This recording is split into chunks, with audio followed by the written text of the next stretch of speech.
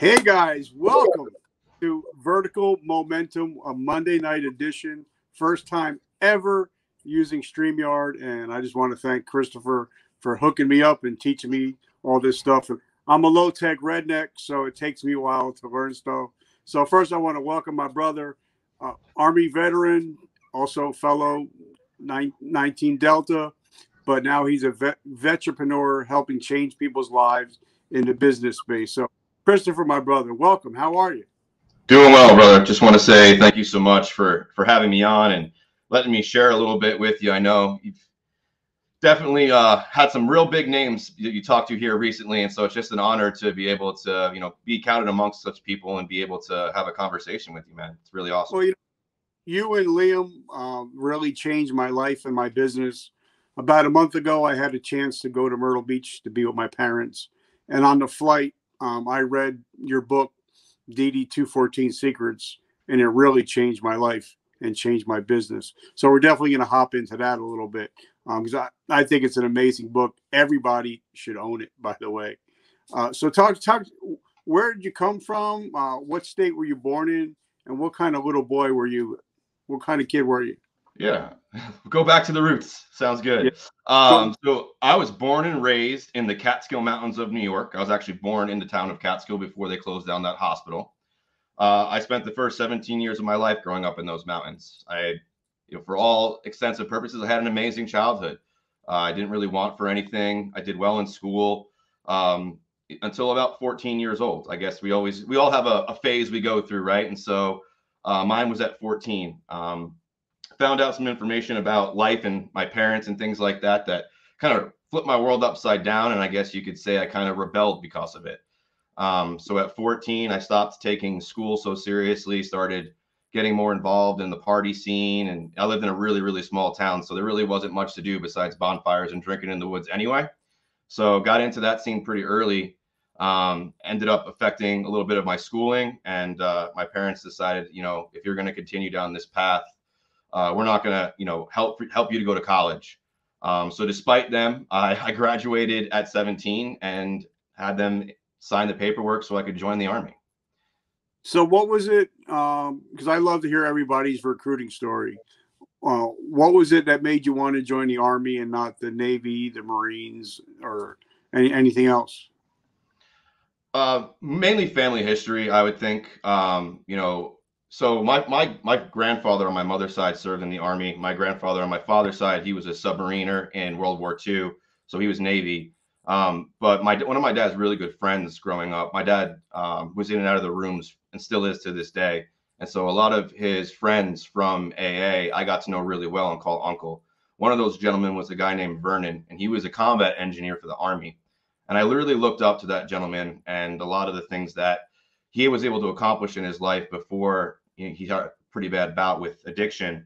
And his oldest son joined the military. Unfortunately, he died in a car accident and was taken from us very early.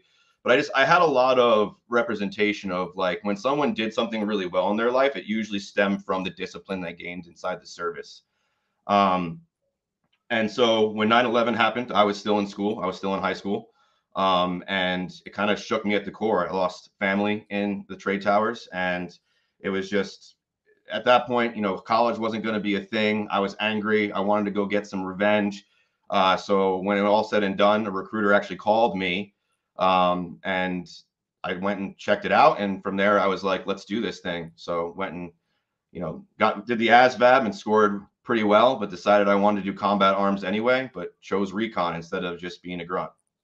So what made you decide, because a lot of people that they score high on their ASVABs, they usually try to stay away from 11 Bravo, 19 Delta.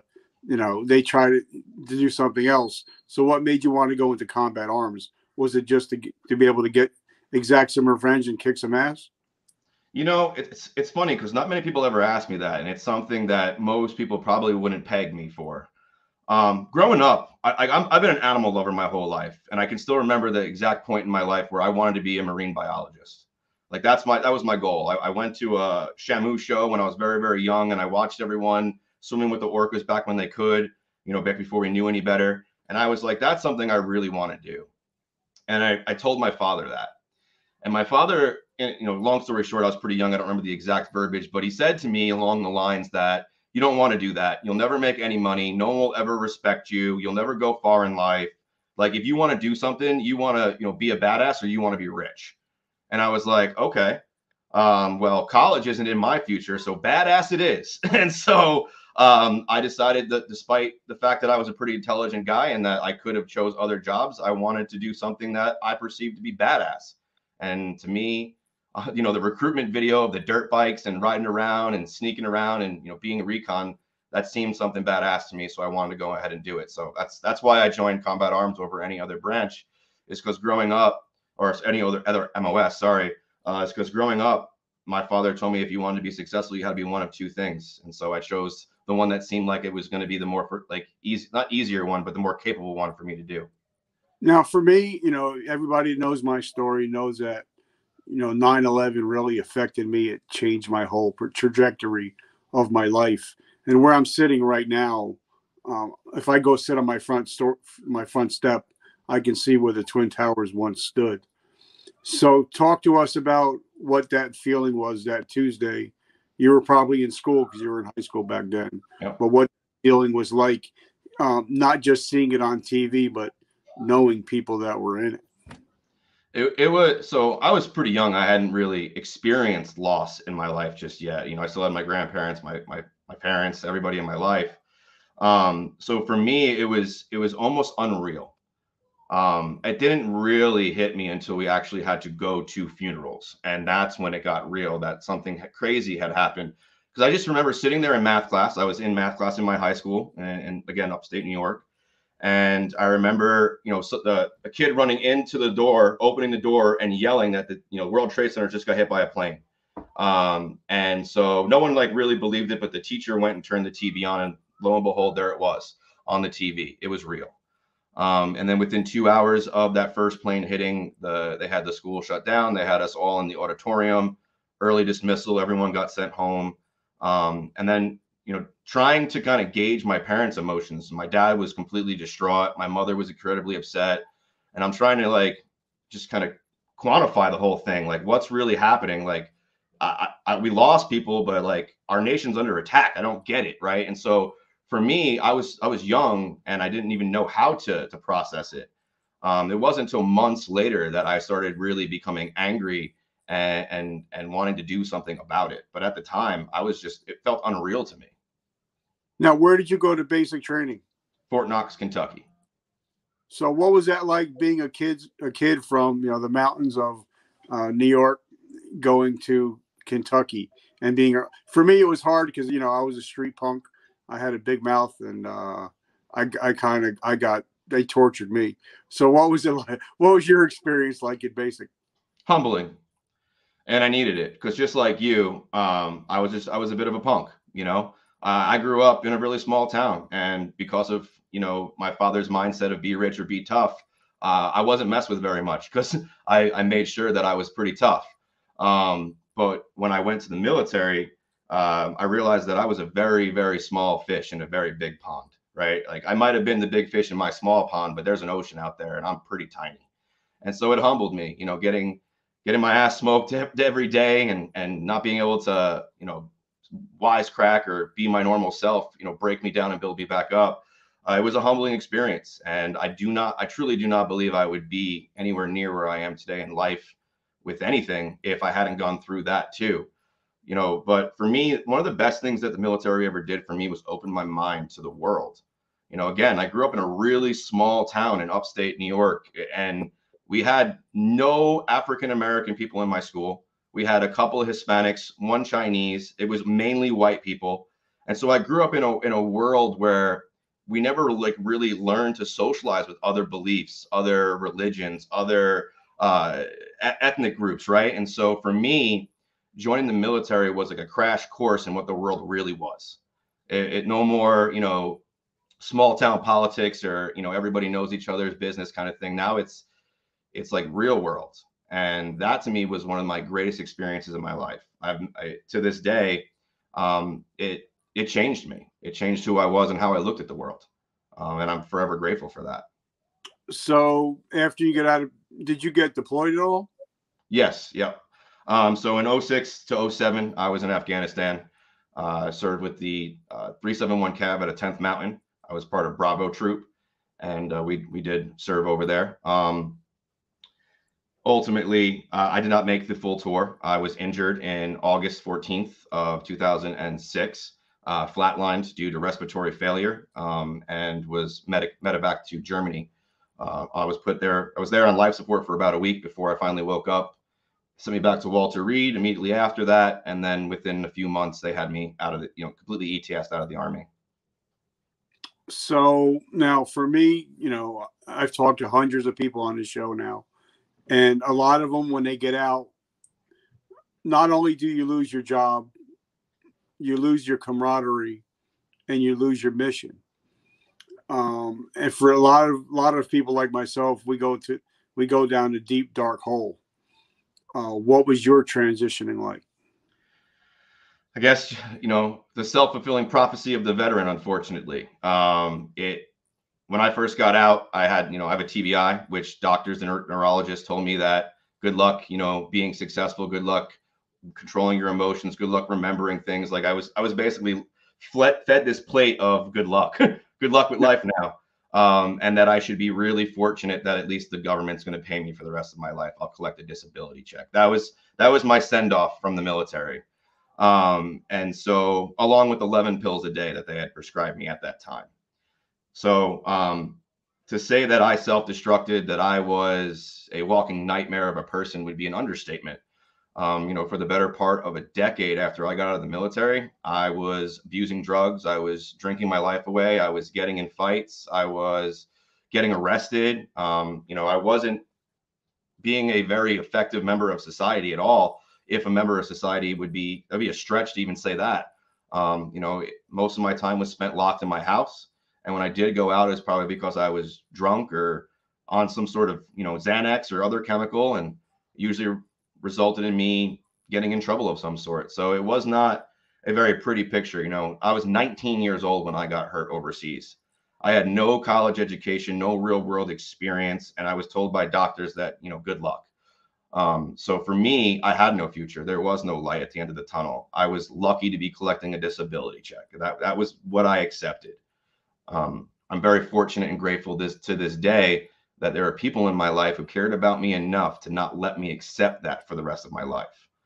Because without their belief in me, I wouldn't be alive today. I've listened to enough of your stuff, Richard. It's absolutely amazing. And I really relate to you because I've been through the addictions. I'm also a suicide survivor. I also have the TBI, and we're armorers. So I feel like we got a lot in common, brother. But yeah, for me, for the better part of a decade after I got out, it was drug addiction and any kind of self-destruction I could get myself into. And I'll tell you, I did group therapy. I did individual therapy. I did medications. I did it all. In my mind, I was trying to get help. But at the end of the day, for me personally, and I'm not going to say this is a cure-all for anybody, but this is what worked for me. I stopped trying to mask the problem and I started addressing it directly. Right? The group therapy and the individual therapy wasn't addressing the pain. It was just allowing me to relive it. It was letting me relive it, but it wasn't giving me any actionable steps to move forward. And that was more hurtful than helpful. The medications obviously are just a Band-Aid. To put Xanax in your body to feel more comfortable is just a Band-Aid. Hydrocodones, they're all the same thing. It's a Band-Aid to a bigger problem. And so for me, I had to start addressing the survivor's guilt. I had to start addressing, the false beliefs that I had, that I was broken, that I was less than, that I was a shell of a man, that I was never going to be successful. Like I had to start addressing the story I was telling myself that kept me where I was and kept me stuck in this endless cycle of self-destruction. And it was once I was able to do that life drastically changed for me. And I started to see opportunity everywhere rather than just play a big victim all the time. Now, being, you come out, you're 19, you're not even able to drink yet. Nope. And you're pretty much out of the military. Now they got you hooked on all kinds of crap. So what kind of job were you holding down, or were you still just collecting disability? So yeah, I mean that's a great question. I did attempt to do more with my life in those times. I tried going to ITT Tech to get a degree. I didn't even make it a full day before I had a complete breakdown, anxiety attack, had to leave, and they medically withdrew me from college. ITT Tech actually tried to sue me for that. Luckily, the VA and everybody went to bat for me. Not the VA, but the American Legion went to bat for me and helped me out. Class action lawsuit actually went against ITT Tech instead. So that was kind of cool, that we know there are organizations out there that still have our back. But I tried college, did not work for me. Just what too overwhelming, too much stimulus at that time in my life. I wasn't ready for it, so I couldn't do it. And then I was offered a job because I was a veteran to manage a local grocery store, and I got angry too easy. When someone would show up late or give me an excuse, or in the military we don't tolerate that, as you know. And so when I would hear that stuff, it'd be like, no, just go home. You're not getting paid today. And apparently, we're supposed to give warnings and stuff in the civilian world, and be a little bit nicer and coddle people a little bit more. And I just wasn't prepared for that. I was just too angry still. So I basically collected disability and stayed in my house and just withered away to nothing for a long time. So what was, because I know 9/11 was my come to Jesus moment, literally. What was your moment when you're like, when you got sick and tired of being sick and tired and said, all right, I've had enough of this shit. I need to get myself together. What was that moment? Can you remember the exact moment when you had that feeling? So I think it was two separate moments. One got me sober, and the other one got me moving towards success. So the first one, I was in Kentucky. I was at my living down there with my uncle at the time. I was running for myself always, so I was constantly on the move. And I remember waking up and looking myself in the mirror. I just got done with like a 14-day. It was an intense Oxycontin binge, and I couldn't even recognize myself in the mirror. And I looked at myself and I said, "You can keep doing this and die, or you can get a grip on yourself." And I don't know what had come over me. I think I was just sick and tired of chasing and not getting anywhere in the long run. And I remember looking myself in the mirror in that apartment in Kentucky and deciding right then and there that enough was enough. I was going to give it a real shot to get off these all these medications, to get off all these narcotics, and really bring my life together. But I'll be honest with you, it didn't happen overnight. Like I battled still with prescriptions and alcohol and other things for another good 2 years, until ultimately I finally got myself into an inpatient rehab, got myself completely sober. And to this day, unless it's, I do use medical cannabis. Like it's one of the reasons I don't have to take the 11 pills every day anymore. So that's it. It's medical cannabis for me. I have to take my seizure pills, my Keppra, to keep a license. But other than that, I don't have to take any more of those crazy narcotics. And with the inventions of, not the invention of, but the advancements in the hemp and CBD world, now I can even get those same effects without getting high. So I mean, there's no excuses anymore, right? There's really no excuses, when it comes to, getting what you need and not having to get all messed up to do so.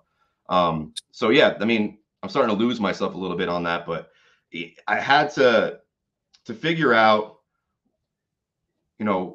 what I really wanted in life. And so I got myself sober, and then my wife now became my fiance then.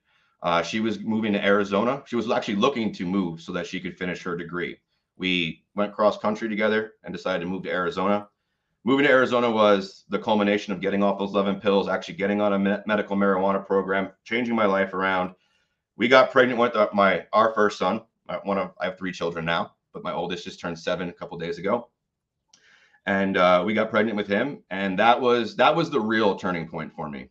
Up until that point, like I was trying to figure myself out. I knew I could do better. I was slowly working my way there. But when I held that little boy in my arms for the first time, I knew that I had to draw a line in the sand and I had to become a better man. And I just didn't know what it looked like. I just knew that I was done. And so I didn't, I wasn't even drinking. I stopped doing all of that stuff.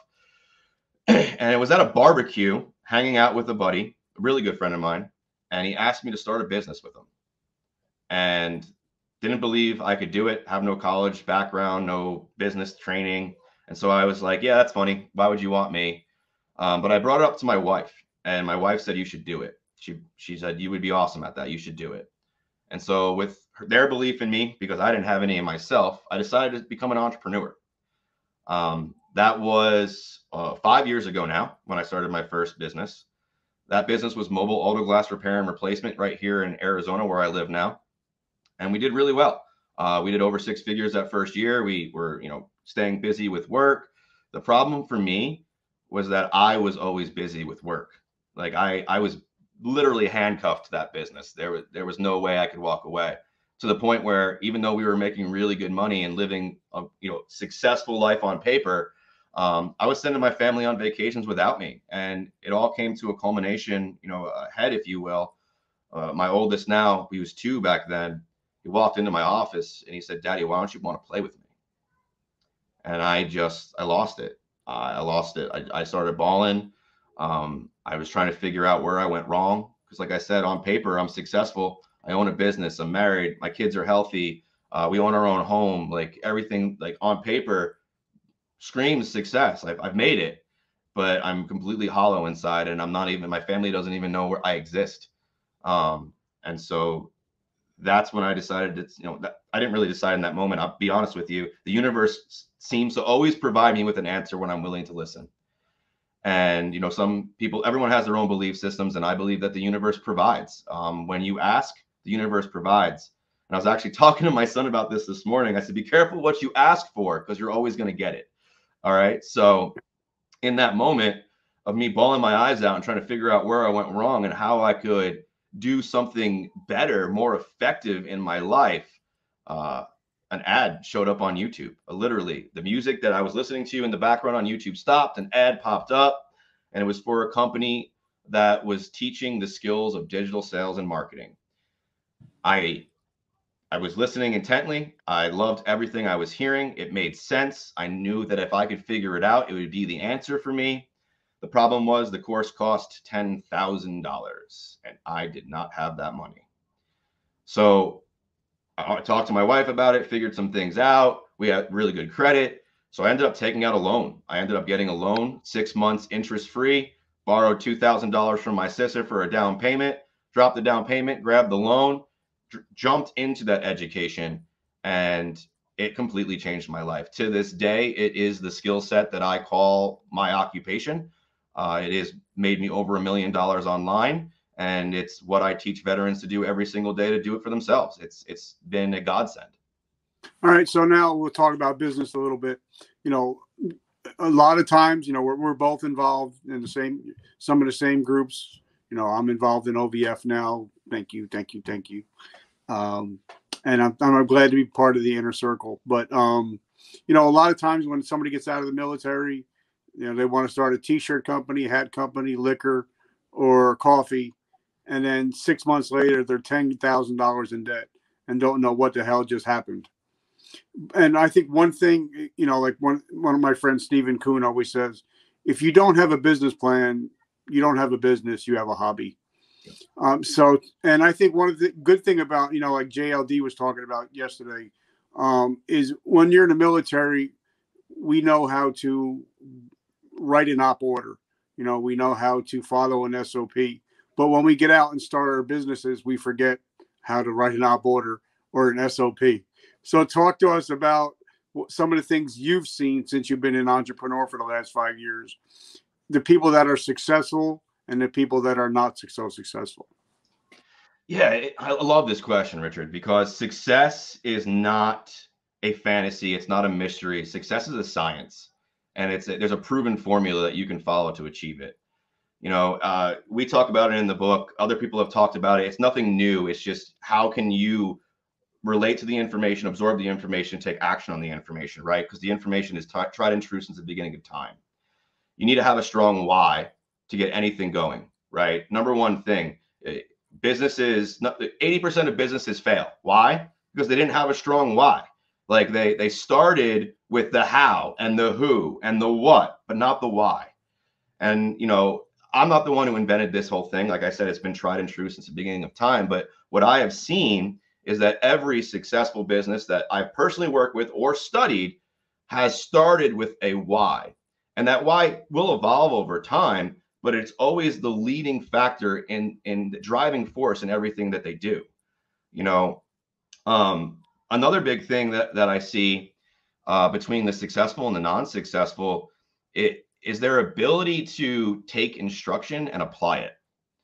You know, one thing that I think is like an epidemic, like a true pandemic, to kind of steal the word for a minute, is that we live in the information age, but we've never been so ignorant. Yeah. You know, it's insane how much information is available to us if we're willing to pursue it. But so many people would rather just take the easy route. So many people would rather take someone else's opinion for it, or read someone else's review of it, or, you know, it would literally take some people another 15, 20 minutes of their life to do a little bit more investigating, a little bit more research on their own to really come to a real conclusion. And so, you know, I find that when it comes to successful people and non-successful people, it really comes down to, you know, their why, and then their willingness to actually think for themselves and go out there and apply what they learned. Now, like I was interviewing a gentleman the other day where he actually sets up like Tony Robbins events and, you know, Gary Vaynerchuk's events. And he says he sees the same people coming back year after year to see Tony and Gary, and they never act upon what they're being taught. He called them, I forget, event junkies. Mm-hmm. So, you know, like when I got your book, I mean, like now from whenever, like I got your book and I got JLD's book the same weekend. So I was just studied my ass off. But, you know, if you get a book and you just read it and you don't apply it, it's no good. It's like watching a movie. You know, just once you watch a movie, it's over. You see another one. But your book wasn't like that. And I think one of the biggest thing that hit me, because it was like you and JD were talking in one ear. You, JD, and Liam were in my head for like 5 days. Scary place to be. It's an honor. You know, but what you guys talk about in the book, DD 214 Secrets, was, and just like JD was talking about, you know, sometimes you have to go an inch wide, but you got to go a mile deep. Mm-hmm. And you have to figure out, like you said, you got to figure out who your avatar and your perfect customer is. And I think that's where 90% of the people that own businesses, they don't know who they're marketing to. You know, they're just like in the military, you know, you pray and spray. But I think in business, you got to be a sniper. Agreed.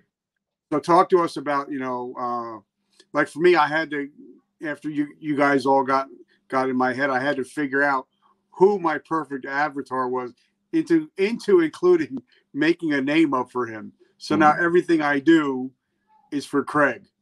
Yeah. You know, so talk to us about having to niche down until it hurts.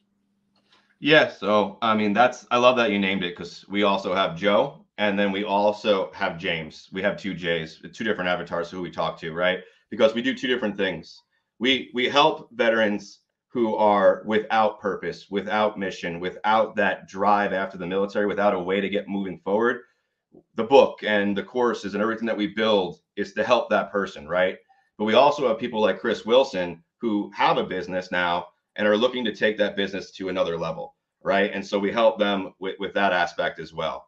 And so, but at the end of the day, whether you're just starting a business or you're going, you know, from 10 million to 100 million, the big thing is the messaging you're using, right? It's who you're talking to and how you're speaking to them, right? It's all in the mindset of, when you can speak to someone's heart, they'll listen and move. So one of the things that we talk about really heavily inside of the inner circle coaching of OVF is being really specific on your dream customer. Many different things that we call it, but understanding that when you can understand a person's emotions and why they move and what drives them, what makes them tick, you're much more likely to help that person and get them to move away from a pain and towards a desired outcome. Because at the end of the day, you could flash their desired outcome in front of them all day long, but if they don't have enough pain to move from where they currently stand, they never will, right? And if you don't understand the person you're speaking to, if you don't speak to them directly, then no one moves. No one has enough pain to move forward. And it's a little bit of a warped way to look at it. And at first it was hard for me to kind of wrap my mind around it. but I've been doing this marketing thing long enough to understand that if you want to help people, you have to raise the pain level enough for them to actually move somewhere, because 90% of the people won't until that pain is enough. And, just like we say this a lot too inside of OVF, because we run paid advertisements. We have sales funnels. We do email follow-up. We do all the things we teach inside of our business. And we're like, if you want to know if it works, why are you here? Right? 2,600 plus veterans now inside of the OVF community. I think it works, right? They wouldn't be there if it didn't, if we couldn't speak to them directly. Same thing with Chris Wilson. He does foreclosure cleanout and restoration. That's his business. And he was knocking doors. He was talking to banks. He was going crazy, pulling his hair out, trying to get one person to take him seriously. He went through our dream customer training. He wrote an ad that spoke directly to that foreclosure real estate agent that he wanted to work with. And within 48 hours, that guy called him and he locked down an $87,000 contract, because he stopped talking to everybody and anybody because he needed the sale. And he got really, really clear on who he actually wanted to work with, who would be fun to work with. And then he got rewarded more than he ever thought possible, because he got real serious about it. And he's not like, he's just one example of that. Joe Walters, he's also a team member of OVF now. Joe knew he wanted to help people. He knew he wanted to be a coach. He knew he wanted to help empower veterans and help them transition and be, to bounce back from trauma. But he didn't know what it looked like. But he got really specific on what it looked like. And he built a course from scratch and launched it. Sold it to people for, money, got money in exchange for value, from nothing to a core audience that now he is living in his biggest passion. He's traveling around doing retreats, facilitating, coaching. He's getting to live his best life because he got clear on who he wanted to serve, why he wanted to serve them, and then the how and the what just showed up for him. And I love, like what you guys talked about, you talk about in the book, because I love, like I said, I love the book, and I've read it 3 times now, and I got it all marked up and all pages, that's why I'm not a big Kindle guy. I'd rather have a book where I can mark it and use the marker on it. But one thing I love about, is, how a lot of people, they don't know their analytics. Like for me, thank God, Spotify, love you guys. You guys are amazing. I can go and I can find, I know exactly, who my audience is, age, gender, where they're from. And then when I do my Facebook marketing, I can go directly after those people. So I'm not praying and spraying. So talk a little bit about, learning how to use your analytics to make you money instead of just, because I was talking to a friend of mine. I mean, we built his business up from 400,000 to 1.4 million in 3 years. Wow. But when I was talking to him, because now business is starting to slump because of Amazon and all that, I said, who do you think your ideal customer is? And he told me, and then we went into some of his social media and we pulled up the analytics, and it was totally different than he thought. Yeah. So now we have a plan to go after his targeted demographic. So talk to us about using analytics for your business. So analytics are my best friend, and they should be yours too. Because here's why. I'm not a smart man, but when you understand how to read the numbers, when you understand how to look at your metrics and your data, you don't have to be a smart man. You just need to know 5th grade math and you can succeed. So what I've learned is that, especially using Facebook, because Facebook's where I've mastered my paid advertisement. I'm not by any means want anybody on this call to think that like I understand Google ads or any of that. My mastery comes with Facebook ads. And so one thing that I've learned is that there's key metrics inside of every campaign that you run. And based upon the numbers inside that key metric, you know exactly what you need to change inside of your advertising to make it more effective. We call it split testing. This is probably going to be a little high level for some people on the call. Some of you might get it. It's perfectly fine. But this is something that we reserve for our inner circle. It's called split testing.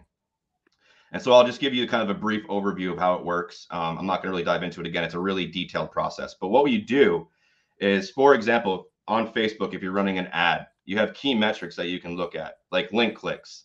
But there's also things that are called like click-through rate, which is really powerful, something, a metric that every marketer should know. There's also a click-through rate all, or a CTR all, that we take into account too. And for you guys, I'm going to give you, if you got a pen and paper, write this down, because this is going to be something that will save you a lot of money inside of your marketing. If your CTR all is low, it means that you have no stopping power. You're not grabbing attention. You're not stopping someone's scroll. So your CTR all directly correlates with your ability to stop someone's scroll and get their attention.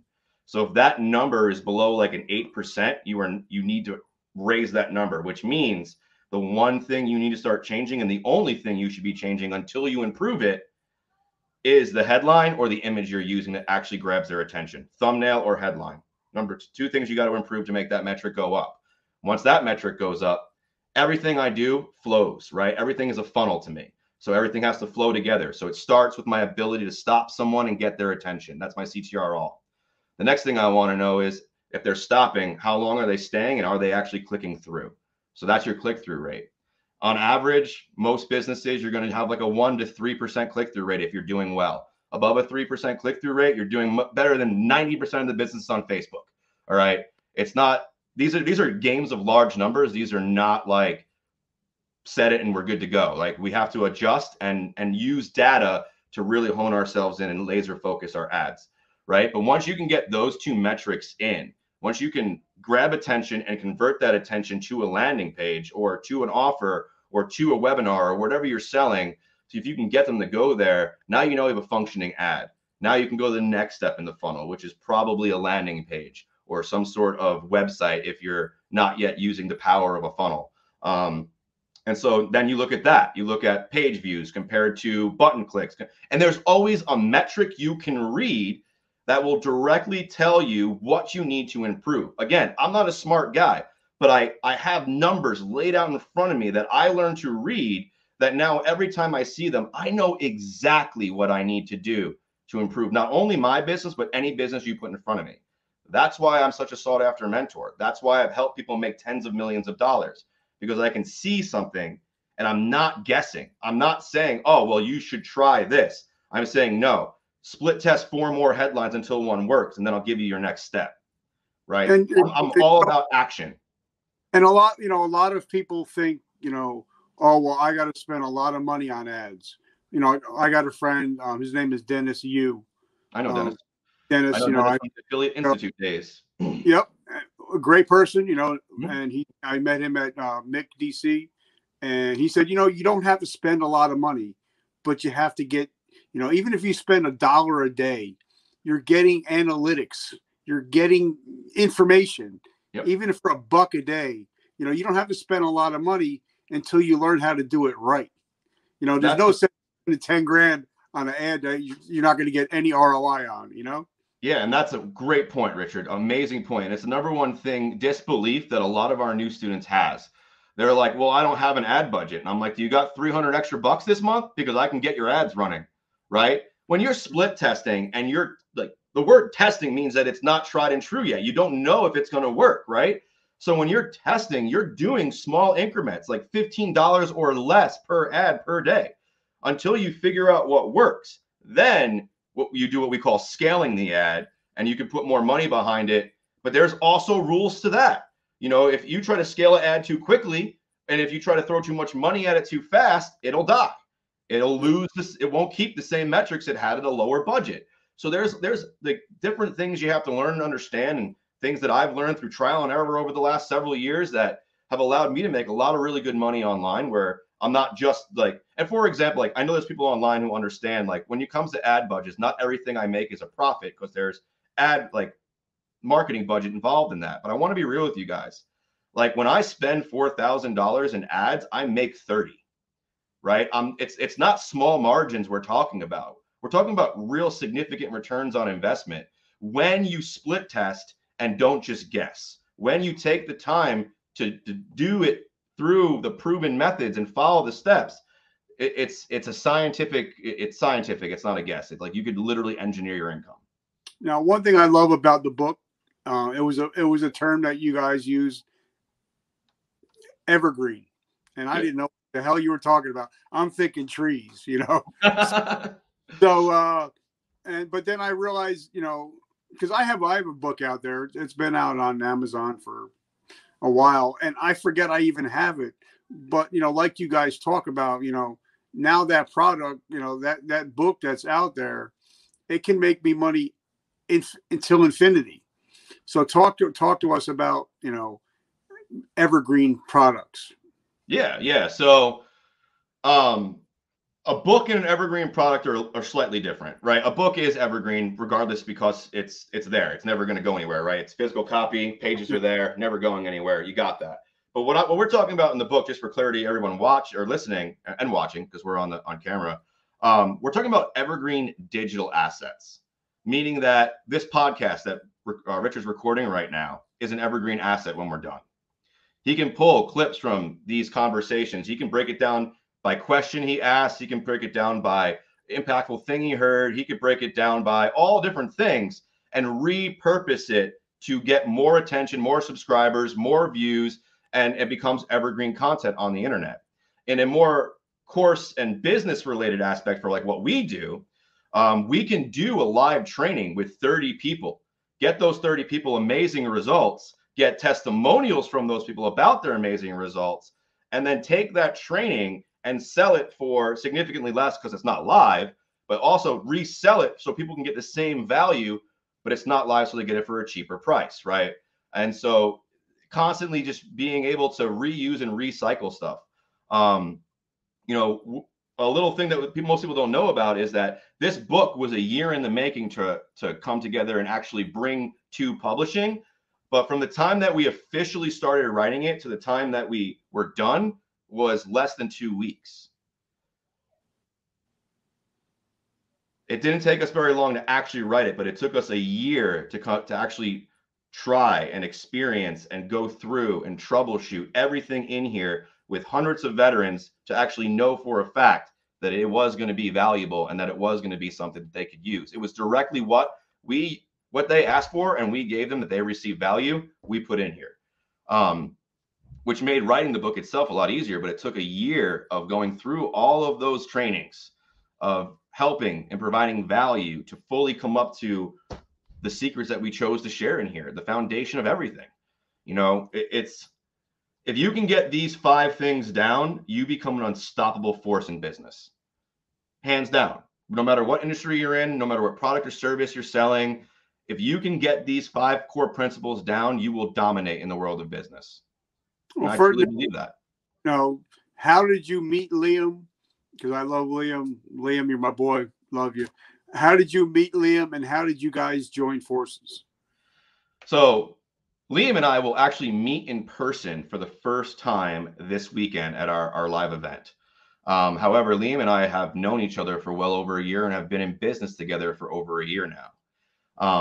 Liam reached out to me because I had placed an ad teaching veterans how to do affiliate marketing, how to generate leads and sales online, you know, through a company that wasn't their own at that time.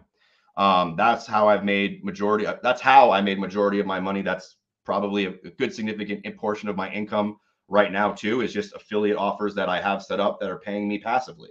But with Liam, he had just gotten, taken off the streets. He was doing door-to-door sales for a home security business that he kind of fell into. It was his first go into entrepreneurship. And when the leads dried up, so did his business. And so when he saw my ad about generating leads online, he reached out to me. And at the time, couldn't afford the program I had going on. I'm a true believer that I want to help everybody, but if you don't have skin in the game, you never take it seriously. And all the true success stories that OVF has are people who invested in themselves and their future and didn't just look for a handout. And that's why, to this day, I truly believe if you want to succeed, you have to have some skin in the game. But Liam at that time, he couldn't put skin in the game. So he stayed in touch. We stayed in touch and we remained friends and started chatting.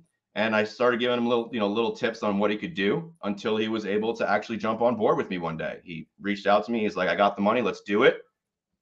We set him up with his first campaign. He ran a $300 Facebook ads campaign to generate leads. We got him quality leads for $1 a lead. and he was able to turn a bunch of those into sales and make really good money. And from that point, he was hooked. He was like, I did it, and I'm here to stay. After that, I said to him, I'm pretty serious about helping veterans. I've tried it on my own in the past. It became too much for me to do alone, and I'm looking for a team of other veterans who are just as passionate as I am to help our brothers and sisters. Liam was the only person in that group who rose his hand and said he wanted to do it. And he's still to this day the only, not the only one, but he's still to this day the main driving force behind what we do. But it all came from literally me doing what I teach today, placing ads, running sales funnels, doing follow-up emails. That's how Liam met me. It's kind of crazy. So drop a little knowledge about OVF, obviously OVF. Thank you guys for letting me be in part of the inner circle, and I'm very grateful for that. So talk to us about OVF, why you started it, and what you guys have going on. Yeah, of course. So OVF stands for Operation Veteran Freedom, but we're veterans, so we love our acronyms. We are a education-based company. We help veterans transition from soldier to civilian life and find purpose and camaraderie again after the service. For us, the driving force behind creating OVF was we wanted to create something that we wish we had. We wish we had our brothers who had our back, and we didn't have to worry about all the scams and bullshit and fake gurus out there on the internet. We wanted someone that we could trust. And so when that didn't exist, without a lot of people getting scammed along the way to find it, we decided we would build it. And, we still to this day, we deal with hate because of the internet and the nature of the beast. Everything online is a scam and blah, blah, blah. But what really matters to us is that when we actually get to work with other veterans and help them, the results they're able to create are phenomenal. And that to us is exactly why we do this. I mentioned it earlier in the call. I think I may have lost you, brother. Are you still there? I think we lost him. It says it's still live though. So he might have just popped off the screen. I'll give him a second to pop back on. Hopefully he pops back on. I can just keep talking until he does. So, as I mentioned earlier in the call, OVF, it came from the necessity of building something that we were looking for ourselves. When I first got out of the military, I didn't have anything. I didn't have camaraderie. I didn't have purpose. I didn't have a new mission. I didn't have a light at the end of the tunnel. Matter of fact, it was almost the exact opposite. I believed that my life was basically over and that I was going to wither away and just take medications and rot away. So once I was able to completely change my life using these skills, set myself free, I knew that I had to do everything in my power to help others who were suffering just like me. And so, I think that a lot of great businesses come from the struggle, come from the obstacles that, we had to overcome. And that's how OVF was born. OVF was born because I needed something more in my life and I found it. And who am I to keep that from the rest of the veterans who really need it? So Richard's actually messaging me, say his computer crashed. So we will wait. Hopefully he can pop back on. But I'll finish out the remaining question for him, and then if he doesn't pop back on by then, we'll just call it. So so that's why OVF was started. Liam and I, we wanted to create something that we wish we had, right? A place that we could trust, a place that we could go and have camaraderie and create success for ourselves with other like-minded people who truly had our six and wanted to have the tide raise all boats. We are a little bit different in mindset than most people because we don't look at other veterans as competition. We look at them as collaboration, as partners, as people we could grow with, not grow against or grow from. And unfortunately, we don't see a lot of that mindset out there anymore, like at all, ever. It's very dog eat dog, whether they're veteran on veteran or not. And that's kind of sad to us. So we want to change that stigma. So how do we do that? Well, we have a group right here on Facebook called the OVF, Operation Veteran Freedom. It's a private group. You have to request to join, but if you're a veteran and you want to build more for yourself through business, then that group is for you. We're going to ask that you claim your copy of our book, DD214 Secrets. If you claim it through OVF, we'll actually buy the book for you instead of you paying the $22.14 on Amazon. And all we ask is you pay the shipping, and we'll ship it right to your door. That's step one for every veteran right there. Those are the four foundational skills that can create success for anybody. And so that's where you would start. But like Richard says, we have an inner circle. We have other things going on. And so for the existing business owners, for people who are not just in the idea phase of starting a business, but actually have a business and are looking to get traction online, to get more attention, to get more sales, actually, make that impact that you're looking for in the digital space, we offer more of a more intimate coaching experience, what we call the Inner Circle. It's a group coaching that meets every week. And we're actually about to launch a brand new 2.0 version of it here next week. So if you guys are a veteran in business and that's what you're looking for, then, oh, you're back, brother. Awesome. I don't know what the heck just happened, but you're all good. I figured I would finish answering your question. And if you pop back on, we were good. And if not, I would call it. No. But yeah, I was just, sharing that the reason OVF got started is because we wanted to build something that we wish we had when we first got out, something that we could trust, that was, a step-by-step Barney style cookie, like just follow the steps and you'll get where you want to go kind of thing. And so that's what we built. And so shared a little bit about the book, shared a little bit about the Inner Circle, and here we are.